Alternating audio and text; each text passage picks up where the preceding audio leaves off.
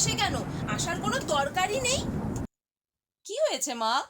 আজকে তো এত বছর ধরে কাজ করছি, কেউ বলতে পারবে আমি কাজের লোকের সাথে কাজের লোকের মতো করে কথা বলেছি? আরে বলবে তো কি হয়েছে, এত মাথা গরম করছো কেন? দুদিন আগে আমি বাপের বাড়ি গিয়েছিলাম, তোর কমলা আন্টিকে বলে গেছিলাম আমার সব গাছগুলোতে জল দিতে। জল দিবে কি, একটা কাজ করেনি, আর আমার পটল গাছগুলো সব পটলই তুলে গেছে। সামান্য বিষয় নিয়ে এত রাগ করার কি আছে?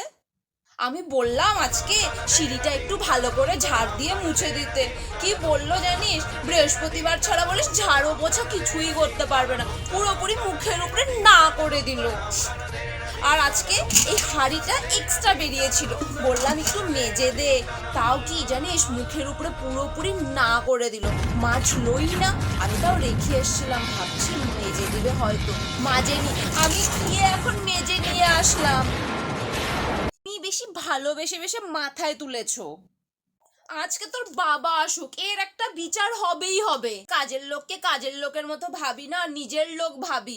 এখন কি করব, দেখিস কালকে আসুক, একটা না একটা কিছু বিচার হবে। আমি আজকে কাজের থেকে ছাড়িয়েই দেব। মা তো প্রচন্ড রেগে গেছে, মনে হচ্ছে কালকে কমলা আন্টি রক্ষে নেই। বৌদি আমি এসে গেছি। ঠিক আছে, এবার হবে কমলা আন্টির। ও কমলা, তুমি এসে গেছো? আসো, আগে চাটা খেয়ে নাও। আগে বাসনগুলো তো মেজে নেই।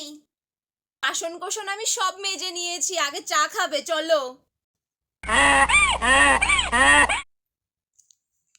এই যে আমি চা বানিয়ে নিয়ে এসেছি, এই নাও। তোমার সাথে চা না খেলে তো আমার ভালোই লাগে না। ঠিক বলেছো বৌদি, তোমার হাতের চা না খেলে তো আমার ঘুমই ভাঙ্গে না।